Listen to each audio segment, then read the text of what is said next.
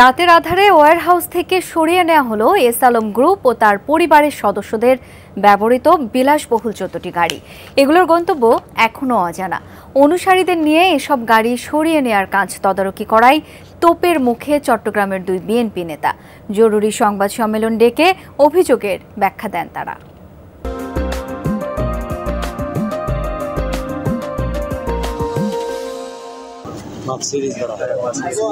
চট্টগ্রামের কালুরঘাট বিসিক শিল্প এলাকায় মীর গ্রুপের মালিকানাধীন একটি ওয়্যার হাউস থেকে বিলাসবহুল 14টি দামি গাড়ি এভাবে সরিয়ে নেওয়া হয় বৃহস্পতিবার রাতে।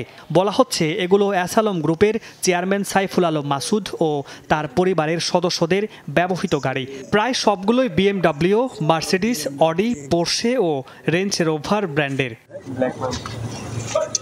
সামাজিক যোগাযোগ মাধ্যমে ছড়িয়ে পড়া ভিডিওতে দেখা যায় ওয়্যার হাউস থেকে গাড়ি বের করার বিষয়টি তদারকি করছিলেন চট্টগ্রাম দক্ষিণ জেলা বিএনপির আহ্বায়ক আবু সুফিয়ান, যুগ্ম আহ্বায়ক এনামুল হক, দক্ষিণ জেলা ছাত্রদলের যুগ্ম আহ্বায়ক শেখ মোহাম্মদ হোসেন নয়ন, পটিয়া উপজেলা যুবদলের সদস্য সচিব ওয়াহিদুল আলম চৌধুরী, পিবলু সহ আরও বেশ কয়েকজন। অর্থ পাচার, ঋণ কেলেঙ্কারি, ব্যাংক লুটসহ বিভিন্ন অভিযোগে ব্যাপক আলোচিত এস আলম গ্রুপের এসব গাড়ি সরানোর তদারকি কেন করছিলেন বিএনপি নেতারা? তীব্র সমালোচনার মুখে শনিবার জরুরি সংবাদ সম্মেলন ডেকে এর ব্যাখ্যা দেন মূল অভিযুক্ত দুই বিএনপি নেতা। মীর গ্রুপের কাগজ ফ্যাক্টরিতে গেলাম, আমি অফিসের ভিতরে ছিলাম। তো এখানে তো একটা ফ্যাক্টরি, কত গাড়ি আসতেছে যাচ্ছে, এটা এস আলমের গাড়ি কিনা অথবা তাদের গাড়ি কিনা এটা আমাদের জানার কোনো সুযোগ ছিল না। আমরা একটা অভিযোগ পেয়ে আমরা ওখানে গিয়েছি। এখন যদি ওইখান থেকে গাড়ি বের হয় এটা আমাদের তো জানার কথা না। গেছিলাম, আমাদের যারা চাঁদা দাবি করছে যে চাঁদা দাবির অভিযোগের পরিপ্রেক্ষিতে ওনাদের মালিক মীর পেপার মিলের মালিক আমাকে ফোন করছে। এখন ভিডিওতে যদি গাড়ি যায়, কার গাড়ি যায়, আমার সাথে তো 2-4-5টা গাড়ি গেছে, সুবিন ভাইয়ের সাথে গেছে এবং ওদেরও গাড়ি আছে, এবং 2-1টা গাড়ি গেলে তো এটা তো কোনো বিষয় থাকে না।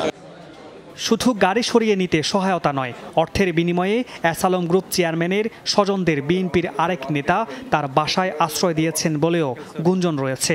এসব ঘটনায় দলটির সাধারণ নেতাকর্মীরাও ক্ষুব্ধ।